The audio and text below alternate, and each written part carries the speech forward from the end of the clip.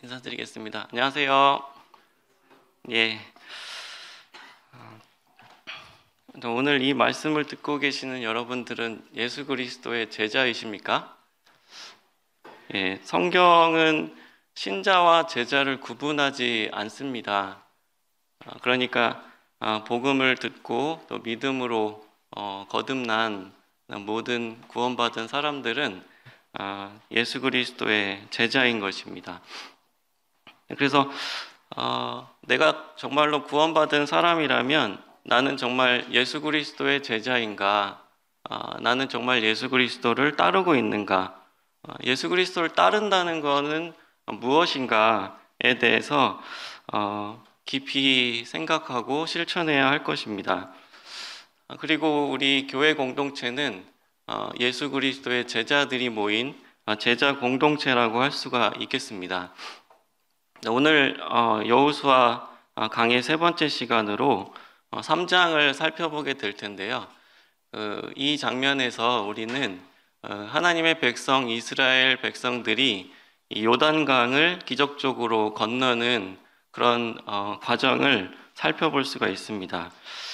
이 과정을 통해서 우리가 하나님의 백성들이 앞서 행하시는 하나님을 따르는 그러한 장면을 통해서 이 참 제자들은 어떠한 사람들이고 이 참 제자들의 공동체는 어떠한 모습이어야 하는가에 대해서 교훈을 받을 수 있을 것입니다.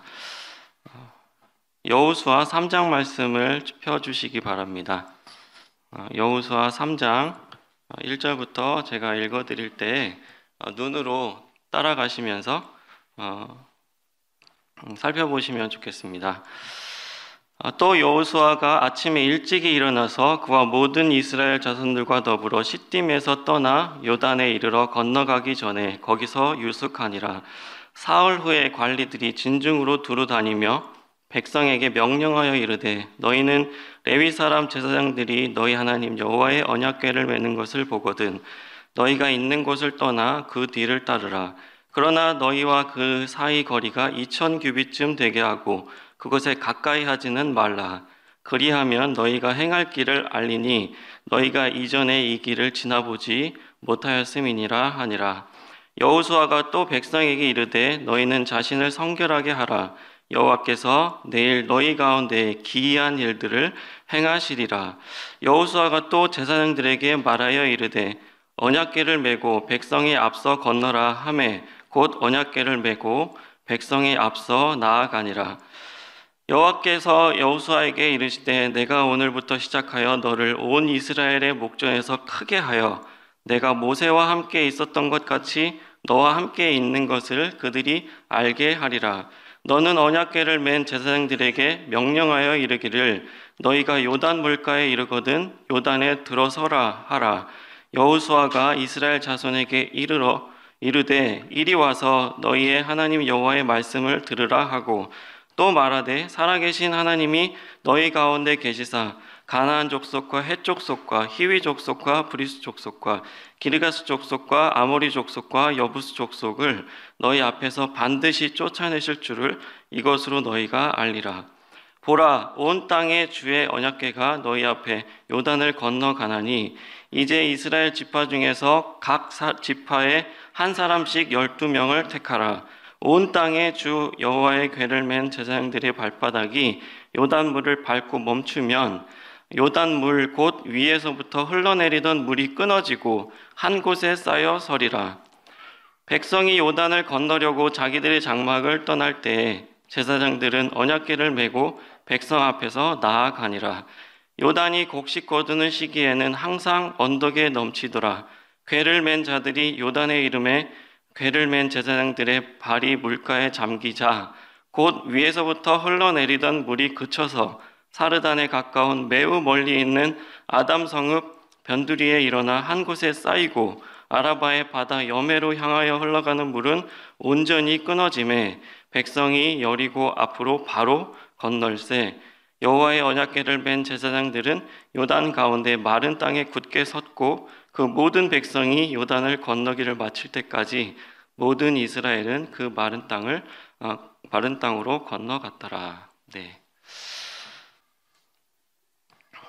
참 놀라운 일이 이스라엘 백성들 가운데 일어났습니다. 1절에 보시면은 그 여호수아와 백성들이 아침에 일찍 일어나서 시딤에서 떠나서 요단으로 이동하는 것을 우리가 보게 되는데, 지도에서 살펴보시는 것처럼 그 요단강은 이스라엘의 지도를 보시면 남북으로 길쭉한 그런 땅을 가지고 있지 않습니까? 거기서 위쪽에 보면은 이제 갈릴리 바다가 있고 아래쪽에 이제 사해가 있습니다. 그래서 그 갈릴리 바다로부터 사해까지 남북으로 이어지는 강이 바로 요단강이 되겠습니다. 그래서 지금 요단 동편에 있는 이스라엘 백성들이 그 약속의 땅인 가나안 땅에 들어가기 위해서는 그 동편에서 서편으로 강을 건너가야만 하는 상황이었습니다. 이 요단강의 특징을 저희가 조금 이해를 해 보아야 하는데요. 그 요단강은 시기에 따라서 그 깊이와 너비가 굉장히 차이가 많이 난다라고 합니다. 그 다음 페이지를 보시면은 좀 우리가 확인을 해볼 수가 있는데, 그 여기 15절 말씀에도 보시면 요단이 곡식 거두는 시기에는 항상 언덕에 넘치더라 이렇게 돼 있지 않습니까? 네. 그래서 지금 이 곡식 거두는 시기가 이 3, 4월경이 되는 것인데요. 이때가 되면 그 헐몬산의 눈들도 녹고 우기고 이렇게 돼서 요단강이 굉장히 넓게 됩니다. 그래서 너비가 약 1.6km 정도, 그리고 깊이는 한 3, 4m 정도 되는, 그러니까 그냥 일반적인 방법으로는 건너갈 수 없는 그러한 상태가 되는 것이고요. 유속도 굉장히 빨라서 한 16km 정도? 그러니까 우리가 뭐 이렇게 래프팅 같은 걸 하는 그런 상황으로 생각해 보셔도 좋을 것 같습니다. 그래서 이러한 상황에서 지금 이스라엘 백성들이 요단을 건너야 하는 상황입니다. 이때 하나님께서 여호수아에게 말씀을 하십니다. 그 7절이나 8절 말씀에 보시면은 그 언약궤를 맨 제사장이라는 단어가 계속 반복해서 언급이 되어 있습니다. 네, 그래서 이 언약궤를 맨 제사장들이 먼저 앞서가고 이스라엘 백성들이 그 뒤를 따라서 요단강을 건너는 상황으로 이해를 해볼 수가 있습니다. 민수기 2장 말씀에서 여러분들이 기억하시는 것처럼 이스라엘 백성들이 지금 출애굽한 이스라엘 백성들이 얼마나 되느냐 하면은 지금 싸움에 나갈 만한 20세 이상의 싸움에 나갈 만한 사람들이 60만 3,550명. 그러니까 여기에다가 이제 아이들과 그 어르신들과 여인들과 이렇게 다 합해버리면 한 250만 명이나 되는 사람들이 지금 출애굽을 했던 것이고요. 지금 이 사람들이 그대로 요단강을 건너가야 되는 그런 상황입니다. 이거는 정말 우리가 상식적으로 도저히 이해할 수 없는 그러한 상황이잖아요. 지금 요단강 자체가 건너기 어려운 상황이었고 250만 명이나 되는 사람들이, 그리고 연령대가 굉장히 넓고 이렇게 함께 이동하기가 굉장히 어려운 그런 상황인데 그들이 지금 요단강을 건너가야 하는 것입니다. 이거는 거의 뭐 미친 짓이나 다름없는, 거의 집단 자살하는 것과도 비슷한 그러한 상황인데, 하나님께서는 이들에게 요단강을 건너가라고 그렇게 명령하고 계십니다. 보시면은 이제 3절 말씀에 보시면은 레위 사람 제사장들이 너희 하나님 여호와의 언약궤를 메는 것을 보거든. 6절 말씀에도 보시면 언약궤를 메고 백성이 앞서 건너라 이렇게 말씀하시고요. 8절에도 너는 언약궤를 맨 제사장들에게 명령하이르되 이렇게 되어 있습니다.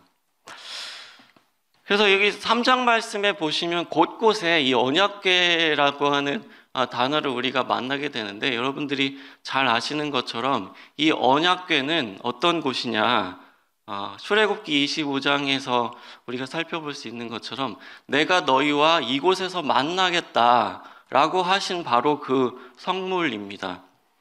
그러니까 이 언약궤는 하나님의 임재하심을 상징하는 그런 성막의 기물이었던 것입니다.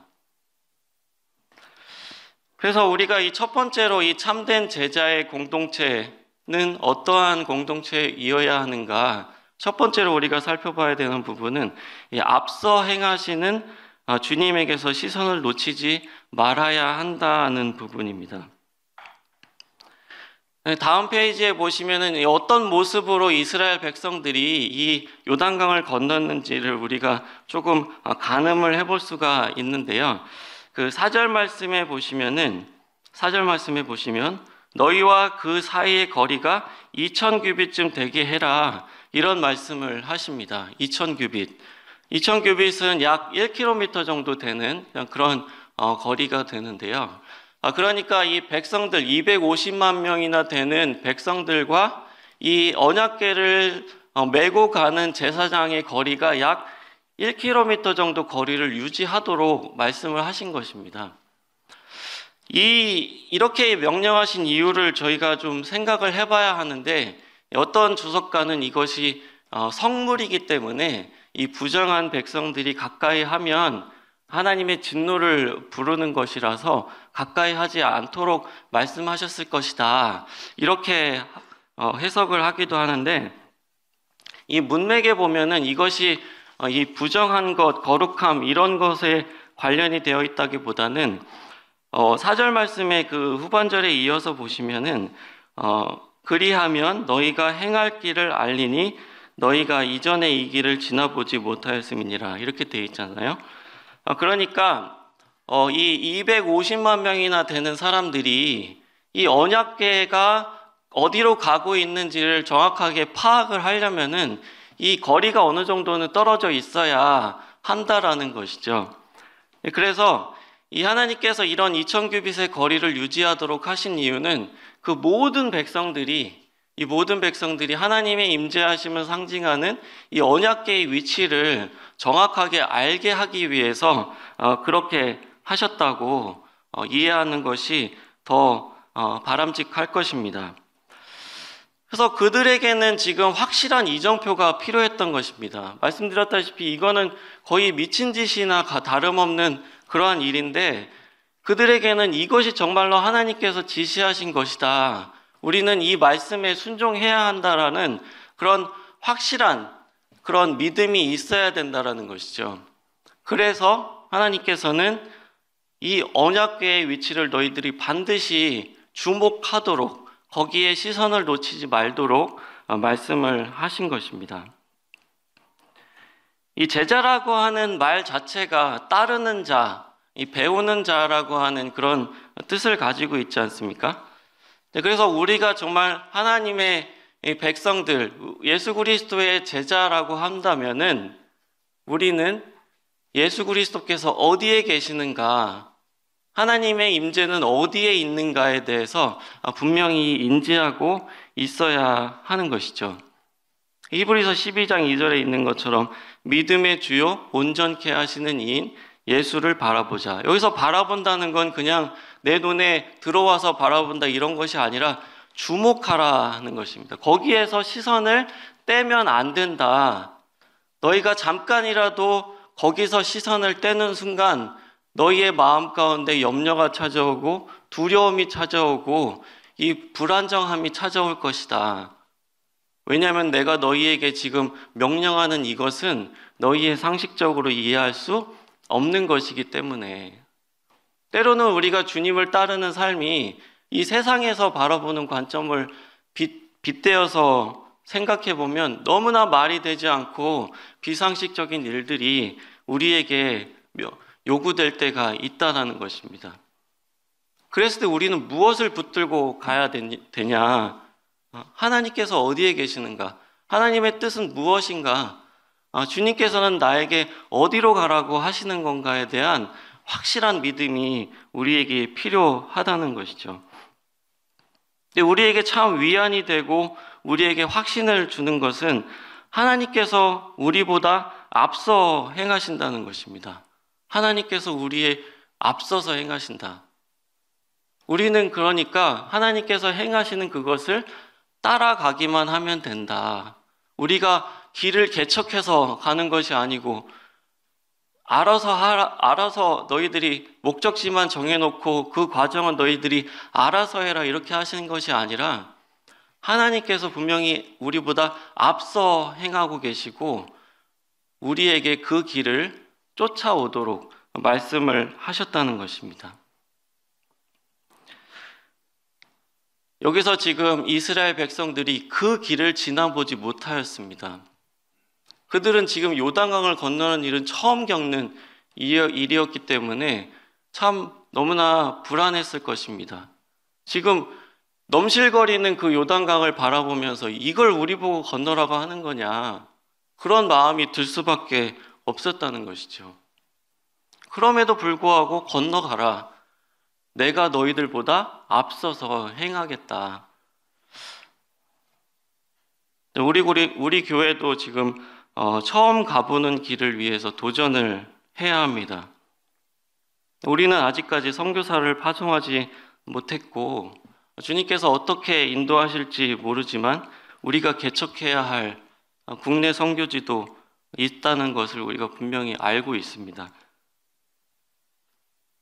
처음 가보는 길이죠. 두렵습니다. 불안하죠.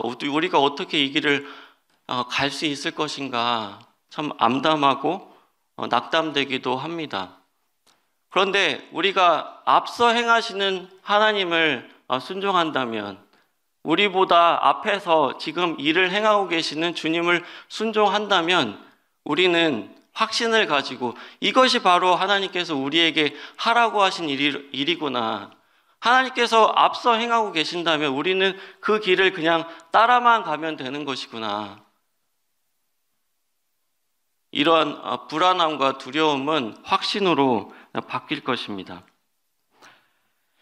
이제 조금 현실적인 이야기를 좀 해보면 좋겠습니다. 우리가 주님께 시선을 고정한다는 건 무엇이고 주님을 따른다는 것은 구체적으로 어떻게 하는 것일까요?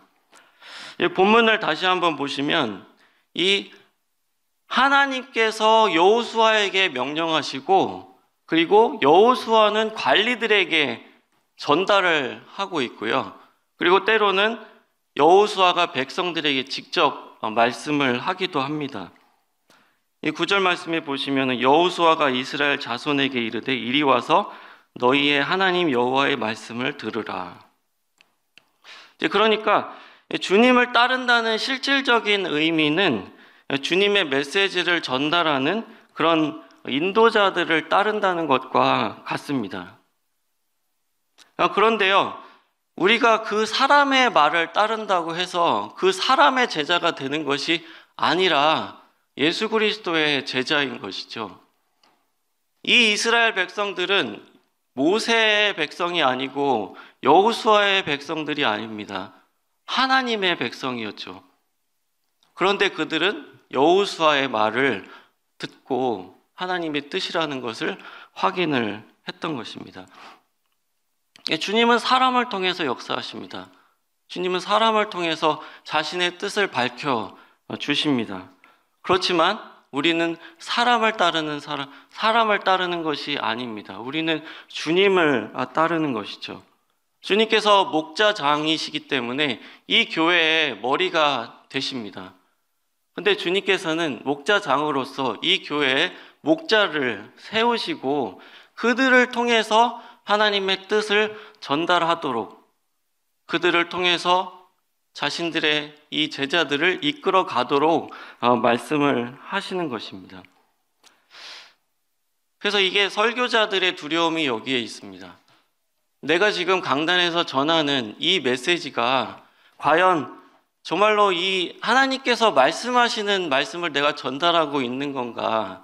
이 하나님의 말씀이 말하고자 하는 바를 내가 그대로 지금 전달하고 있는 것인가? 아니면 내가 하고 싶은 말을 하기 위해서 이 성경의 권위를 빌려서 그렇게 이용하는 것은 아닌가? 거기에다가 내 뜻을 말하기 위해서 하나님의 말씀을 거기다 갖다 붙이고 끼워 맞추는 것은 아닌가? 정말로 이 설교자들이 하나님 말씀에 대한 책임이 여기에 있는 것이죠. 하나님 말씀을 정말로 철저하게 관찰하고 해석해서 이 본문이 말하고자 하는 바를 발견하고 그것을 우리 제자들에게, 성도들에게 전달해야 하는 책임이 있습니다.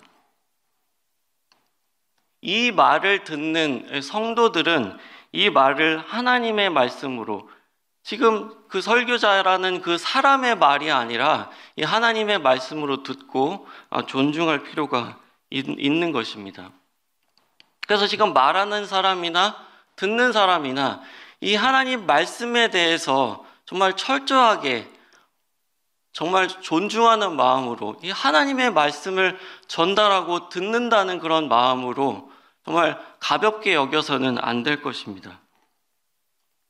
우리 성도님들께서도 하나님 말씀에 대해서 들으실 때 베레아 사람들이 되셔야 합니다.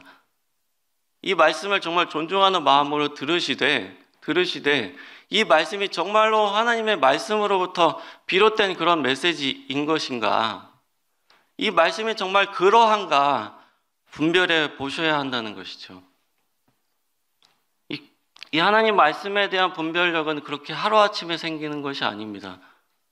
우리가 하나님 말씀을 대하지 않고 지나가는 날이 단 하루도 없게 이 하나님 말씀을 정말 사모하는 마음으로 매일매일 하나님 말씀을 접하고 하나님의 뜻이 무엇인가에 대해서 탐구하고, 그리고 순종하는 삶을 통해서, 그리고 여러분들이 좋은 그런 설교를 듣는다든지 신약 양서를 접하신다든지 다양한 그런 방법으로 이 성경에 대한 분별력을 높여 가셔야 합니다. 우리는 하나님의 말씀이 없이는 살아갈 수 없는 사람들입니다. 하나님께서 앞서 행하신다는 것, 여기에 주목하지 않으면 우리는 넘어질 수밖에 없고 불안할 수밖에 없고 염려할 수밖에 없는 사람들입니다. 여기서 또 한 가지 놓치지 않아야 하는 교훈은 무엇이냐면, 여기서 지금 보면 하나님, 그리고 여호수아, 그리고 관리들이 나오고 백성들이 나옵니다. 이들이 정말로 긴밀히 의사소통을 하고 있다는 것을 우리가 알게 되는 것이죠. 그래서 이 하나님의 메시지가 전달되는 과정을 보면 굉장히 질서 있게 진행되었다는 것을 우리가 알게 됩니다.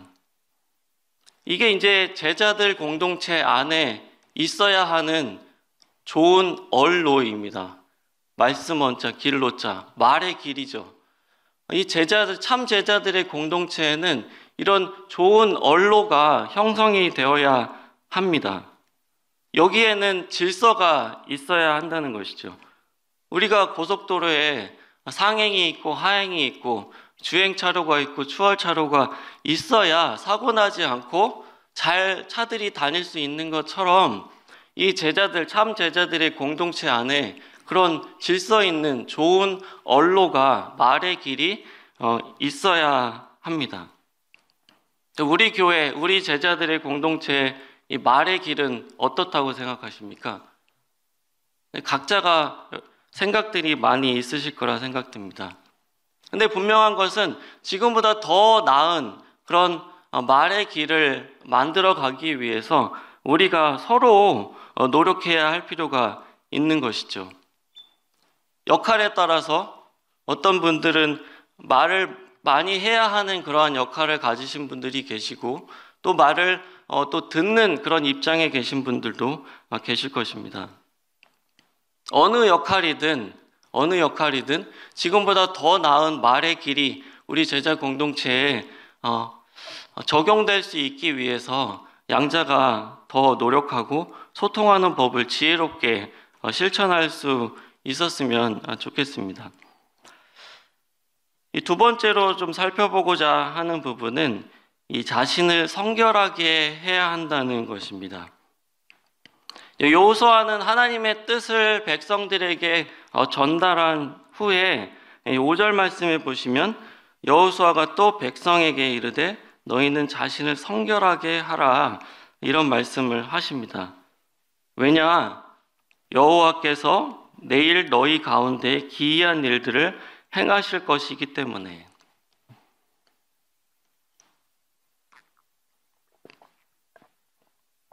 여기서 성결하게 한다는 것은 이 자신을 구별하고 거룩하게 한다는 그런 의미일 것입니다. 지금 하나님께서 기이한 일을 행하시기로 예고된 그 하루 전날에 하나님께서 그들에게 명령하신 것은 어떻게 하면 이거를 잘 건너갈 수 있을지 그런 전략을 짜도록 하신 것이 아닙니다. 요단강을 건너가서 어디에 진을 치고 어느 쪽으로 가야 할지 그냥 그런 방향 제시를 하시기 위해서 지금 말씀하신 게 아닙니다. 너희는 하나님의 기이한 일을 앞두고 이거를 경험하기 전에 너희를 성결하게 하라, 이 말씀을 하신 것입니다. 이 디모데후서 2장 21절에 보시면은 누구든지 이런 것, 즉 불의에서 자기를 깨끗하게 하면 귀히 쓰는 그릇이 되어 거룩하고 주인의 쓰심에 합당하며 모든 선한 일에 준비하면 되리라. 주님께서 하시는 이 놀라운 일을 경험하고 싶으십니까? 주님께서 정말 우리 가운데 기이한 일을 이루셨으면 좋겠다고 생각하십니까? 그렇다면 우리는 그것을 준비해야 되는데 우리 자신을 먼저 성결하게 해야 한다는 것이죠. 주님께서 쓰시는 그릇은 금그릇이나 은그릇 같은 그런 값비싼 그릇이 아니라 깨끗한 그릇이라고 하는 것입니다. 하나님께서 무언가 기이한 일을 이루시기 위해서 사람들을 들어 쓰시는데 깨끗하지 않은 그런 사람들을 들어 쓰실 수는 없다는 것이죠. 하나님께서 일하시는 현장에 결코 이 불경건함이나 이 불의가 있을 수가 없습니다. 10절 말씀에 보면은 하나님께서 이 요단강을 건너게 하시는 그 능력이라면 무엇도 이루실 것입니까? 가나안 땅에 들어가서 그 가나안 족속들을 물리치고 정복하는 그 일도 이루실 것이라고 말씀을 한 것입니다. 그들이 성결해 있다면 말이죠. 우리가 정말로 성결해 있다면 하나님의 능력은 부족함이 없을 것입니다. 하나님의 궁극적인 뜻은 단순히 요단강을 기적적으로 건너는 것이 아닙니다. 하나님께서 이 요단강 기적적으로 건너는 게 최종적인 목적이 아니라고요. 그렇게 해서 건너가서 요단에 건너가서 가나안 족속에 들어가서 그들을 물리치고 거기에서 하나님의 규례를 지키는 하나님의 말씀을 순종하는 그 하나님의 백성들의 나라를 세우시는 것이 하나님의 궁극적인 목적이었던 것입니다. 그러기 위해서 그들은 하나님 백성다운 삶으로 성결을 준비했어야 하는 것이었습니다.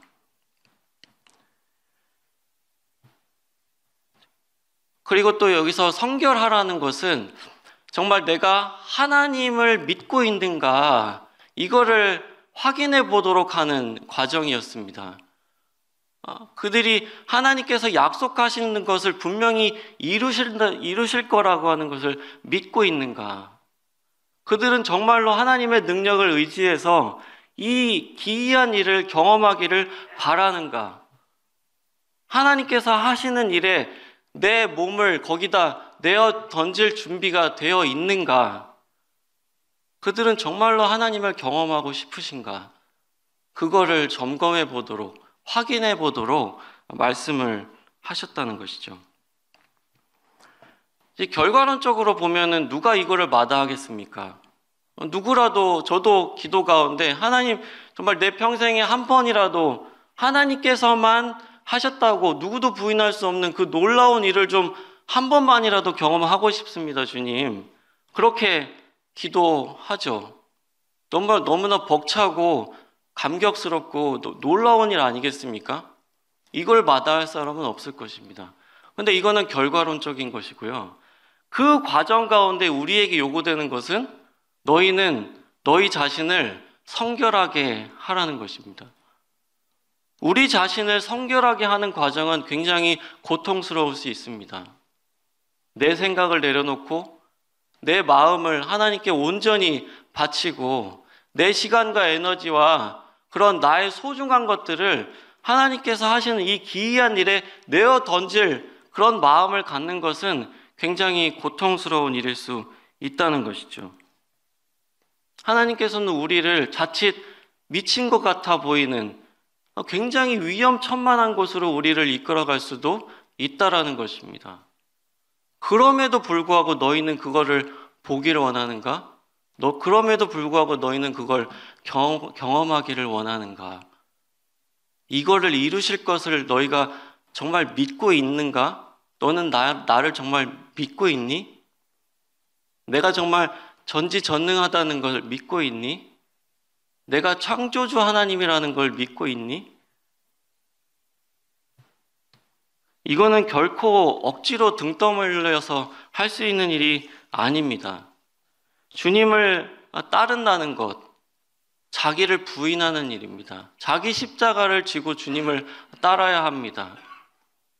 주님의 기이한 일은 우리가 감나무 밑에서 감 떨어지듯 그렇게 아무 생각 없이 그렇게 이루어지는 것이 아닙니다. 우리가 하나님 앞에서 성결할 때 하나님께서 그 기이한 일들을 우리 가운데 이루어 주시는 것입니다. 이 제자들은 이렇게 주님을 따르는 것을 특권이라고 생각합니다. 참 제자들은 이렇게 주님을 따르는 것을 특권이라고 생각해요. 주님을 따르는 데 있어서 자기를 희생하는 게 그게 희생이 아니라 특권이라고 생각하는 것입니다. 근데 제자인 척하는 사람들은 이거는 불가능한 헌신이라고 생각하는 것이죠. 말도 되지 않는 것이다. 이건 합리적이지 않다. 상식적이지 않다. 그렇게 생각하는 것입니다. 그래서 주님께 대한 온전한 믿음이 없이는 우리는 결코 제자가 될 수 없는 것입니다. 우리는 지금 건축이라는 중차대한 일을 추진하고 있습니다. 여러분들은 어떻게 생각하십니까? 저는 솔직히 굉장히 부담스러운 일입니다. 참 이런 일들이 과연 우리 가운데 이루어질 수 있을까 참 의문이 들기도 하는 것이 솔직한 마음입니다. 근데 어떤 성도님께서 이 건축에 대해서 이렇게 생각하신다고 하더라고요. 이 건축에 참여하는 것은 우리들의 특권이다. 저는 이 말을 듣고서 참 마음 가운데 이렇게 한 대 얻어 맞은 것 같은 그러한 생각이 들면서 정신이 바짝 들었습니다. 이거 정말 그렇지. 건축에 참여한다는 건 정말 우리들의 특권이 아닌가. 이거를 통해서 하나님께서 기이한 일을 이루시기를 원한다면, 이걸 통해서 정말 하나님의 나라가 확장되는 수단이라면 이걸 통해서 우리들의 다음 세대가 하나님을 더 크게 예배하고 더 많은 사람들에게 복음의 씨앗을 뿌리고 우리 교회가 더 크게 부흥되는 수단이 된다면 거기에 참여하는 것은 우리가 헌신이 아니고 희생이 아니고 특권이 아닌가. 사랑하는 성도님들, 이 건축은 우리들의 최종 목적이 될 수 없습니다. 우리가 그냥 건물만 좋게 만들어 놓는다고 그게 무슨 소용이 있겠습니까? 하나님의 눈에는 그것은 아무것도 아닙니다. 근데 이 건축 앞에서 우리는 하나님 앞에 질문을 받고 있는지도 모릅니다. 너희 자신을 성결하게 하라. 너희는 나를 정말 믿고 있는가? 이걸 통해서 내가 이루고자 하는 일이 무엇인지 알고 있는가? 너희는 이 일을 정말로 경험하고 싶은가? 하나님의 기이한 일을 위해서 너희 자신을, 너희 가정을 내어 던질 준비가 되어 있는가? 건축을 하고 말고 이것보다 훨씬 더 중요한 것은 우리가 정말 하나님을 믿고 있는가? 우리는 정말 하나님 앞에 성결한가? 이것이 훨씬 더 중요한 문제이리라 생각합니다.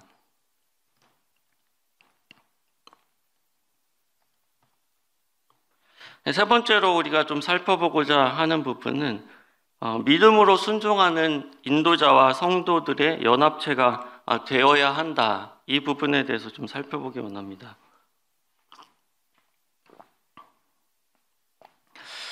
자, 하나님께서 확실하신 뜻을 이스라엘 백성들에게 보여주셨습니다. 그리고 하나님께서 이루실 이 기이한 일을 위해서 그들이 성별되도록, 성결하도록 그렇게 명령을 하셨습니다. 이렇게 그들이 하나님 앞에서 자신들이 정말 내가 하나님 믿습니다. 내가 이걸 경험하고 싶습니다. 하나님 순종하고 싶습니다. 하나님께서 저희들을 위해서 크신 일을 이루어 주시옵소서. 이러한 마음으로 준비가 되었다면 이제 그들은 실행에 옮길 차례입니다. 믿음으로 순종해야 할 차례입니다. 왜냐하면 행함이 없는 믿음은 죽은 믿음이기 때문이죠. 자, 14절 말씀에 보면 이제 드디어 제사장들이 언약궤를 메고 백성 앞에서 나아갔습니다. 그러자 어떤 일이 벌어졌습니까? 물이 위에서부터 끊어져서 이제 건너갈 수 있는 그런 강의 상태가 되었던 것입니다. 이거는 굉장한 일입니다. 엄청난 장관이었을 겁니다. 갑자기 물이 넘실거리는 4m 깊이의 1.6km 폭의 요단강에 물이 끊어져서 거기를 마른 땅으로 건너갈 수 있는 그런 상태가 된다는 것은 정말로 엄청난 일이 그들 가운데 벌어졌던 것이죠. 자, 근데 이 과정을 보시면, 자, 여기서 이 순종의 과정에서 제사장이 언약궤를 메고 먼저 움직였다는 사실을 우리가 주목해 봐야 합니다. 이 백성들의 인도자라 할 수 있는 이 제사장들이 하나님의 임재를 상징하는 언약궤를 메고 이 넘실거리는 요단강에 자기의 몸을 담그자 요단강이 물이 끊어져서 나머지 250만 명이나 되는 백성들이 건너갈 수 있는 상태가 되었던 것입니다. 이 참된 제자들의 공동체에서 그래서 인도자들의 역할이 굉장히 중요하다는 것이죠. 이거는 뭐 아무리 강조해도 지나치지 않을 것입니다.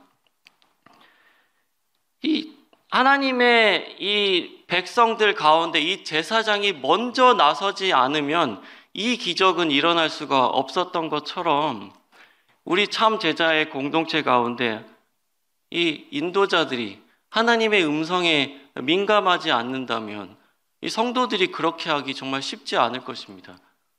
이 인도자들이 하나님을 믿고 담대하게 나서지 않는다면 결코 성도들이 거기에 동참할 수가 없을 것입니다. 이 인도자들이 이 공동체를 위해서 자기의 시간과 돈과 에너지를 거기에 우선순위를 두지 않는데 성도들이 그렇게 할 수가 있을까요? 하나님께서는 인도자들을 통해서 먼저 움직이도록 말씀하셨다는 것을 우리가 생각해 보게 됩니다. 여기 보면은 인도자들의 엄청난 책임감을 엿볼 수가 있는데 이 말씀에 보시면 17절 말씀에 보면 여호와의 언약궤를 맨 제사장들은 요단 가운데 마른 땅에 굳게 섰다 이렇게 말씀을 하고 계시죠. 그러니까 이 상황들을 보시면 지금 언약궤를 맨 제사장이 가장 먼저 들어가서 그 마른 땅에 지금 굳게 서 있고 그리고 그 과정에서 250만 명이 되는 백성들이 마른 땅으로 건너갔던 상황이었습니다. 이 시간이 얼마나 되었을까요? 250만 명이 요단강을 건너가는 시간이 얼마나 되었을까? 이거를 계산하기가 쉽지는 않습니다. 왜냐하면 정보가 좀 부족하기 때문인데 얼마나 많은 사람들이 일렬로 늘어서서 한꺼번에 건넜냐에 따라서 굉장히 많이 달라지는 상황인데 그냥 생각해 보면 한 1시간에서 6시간 사이라고 하면 크게 틀리지 않을 것 같습니다. 대략적으로 한 3시간이라고 생각을 해보죠. 그러면 지금 이 제사장, 언약궤를 메고 있는 제사장들이 강을 건너는 백성들을 바라보면서 한 3시간 이상을 거기에 굳게 서 있어야 했던 상황입니다. 그러니까 보면은 이 제사장들은 제일 먼저 들어가서 제일 늦게 나왔습니다. 이게 바로 인도자들의 책임감이죠. 하나님의 기이한 일을 이루는 모든 과정에서 제일 먼저 시작해서 제일 늦게 나왔습니다. 모든 일을 완결하기까지 인도자들은 그 책임감을 벗을 수가 없었던 것입니다. 제가 말씀드리기 정말 곤혹스러운 일이지만 우리 교회라고 하는 이 제자 공동체에서 인도자들은 정말로 무거운 책임감을 가질 수밖에 없습니다. 이것이 없다면 인도자로서 합당한 일이 아니겠죠. 물론 이 말씀을 가지고 한 번 인도자 됐으면 죽을 때까지 해야 된다, 그런 것으로 적용하면 안 되겠지만, 적어도 하나님께서 이 공동체에서 인도자의 역할을 부여했다면 그 기간만큼은 적어도 정말 최선을 다해서 이 책임감을 가져야 한다는 것이죠. 오스왈드 샌더스가 정의한 대로 이 지도자는 다른 사람에게 영향을 끼치는 사람이다. 그러니까 이 교회에서 어떤 직임을 맡고 있든 어떤 역할을 갖고 있든 내가 누군가에게 영향을 미치고 있다라고 한다면 그 인도자는 분명한 책임감과 충성심을 나타내야 한다는 것입니다. 이거를 조금 더 확대해서 적용을 해본다면 여러분들의 가정 가운데서 우리 형제님들 영적인 리더의 역할을 하셔야 되잖아요. 여러분들이 하나님을 순종하는 본을 보여주셔야 합니다. 하나님 사랑하는 그런 모습을 보여주어야 합니다. 하나님 말씀으로 살아가는 모습을 보여주셔야 여러분들의 가정이, 여러분들의 자녀가 그걸 보고 따라할 것 아니겠습니까? 인도자들의 역할이 그만큼 중요하고 정말로 하나님 앞에서의 책임감, 하나님 앞에서의 충성심을 반드시 나타내야 할 것입니다. 자, 그 다음에 이제 이 참된 제자의 공동체에서 인도자의 역할이 충성스럽게 그렇게 책임감을 가지고 감당해야 되는 건 당연하고 그것으로만 근데 충분하지가 않은 것이, 자, 제사장들이 언약궤를 메고서 서 있는 동안에 백성들은 어떻게 됩니까? 일사불란하게 강을 건너 가야 되는 상황입니다.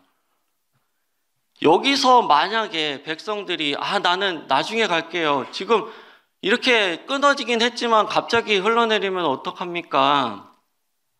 건기가 되면은 우리가 좀 건너가기 쉬우니까 그때 갑시다, 이런 식으로 다른 목소리를 내고 뭔가 이렇게 분열이 일어나면 공멸의 길로 가는 것입니다. 하나님의 뜻은 바로 이 시기에 이 인도자들이 앞장서고 백성들은 그것에 순종해서 일사불란하게 건너가게 하는 것이 하나님의 뜻이었습니다. 그래서 이 한 마음을 갖는 것, 이거는 정말 어려운 일입니다. 한 마음을 갖는 건 정말 어려운 일이에요. 어떤 공동체가 있을 때 그것이 인원이 적으면 적은 대로 어렵고 많으면 많은 대로 어렵습니다. 이 공동체가 이 한 마음을 갖는다는 것, 한 뜻을 갖는다는 건 정말로 어려운 것이죠. 그래서 이게 불가능하니까 주님께서 말씀하시기를 성령의 하나 되게 하신 것을 힘써 지키라. 성령님께서 개입해 주시지 않으면 우리가 한 마음 한 뜻을 우리 제자 공동체에서 갖기가 어려울 것입니다. 이 하나됨은 우리의 회의로 이루어지는 것이 아닙니다. 이 하나됨은 우리가 투표해서 결정할 수 있는 것도 아닙니다. 우리 가운데, 이 제자들 가운데 공통적으로 역사하시는 성령님께서 교통해 주셔야만 우리가 이렇게 한 마음이 될 수가 있다는 것이죠. 그래서 우리 모든 구성원들이 이 성령님의 음성에 민감해야 합니다. 성령님의 공통적인 음성을 같이 듣고 있어야 합니다. 그래야만 하나님의 기이한 일이 이루어질 수 있을 것입니다. 그리고 우리는 서로에 대한 신뢰가 필요하겠습니다. 인도자들은 성도들을 믿고 성도들은 인도자를 믿어야 합니다. 그리고 우리 모두는 서로를 믿어야 합니다.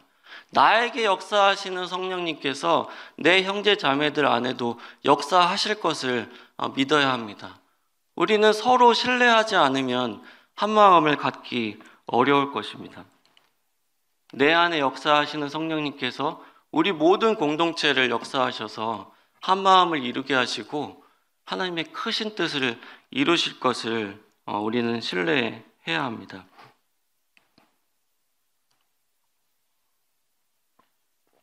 우리는 오늘 이 말씀을 통해서 이 참된 제자들의 공동체에 대해서 살펴보게 되었습니다.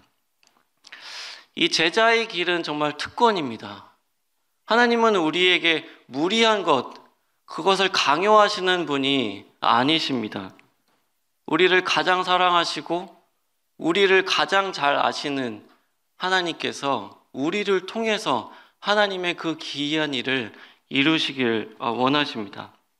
우리에게 자기를 부인하고 자기 소유를 버리고 나를 따르라고 말씀하신 그분께서 두려워하지 말라.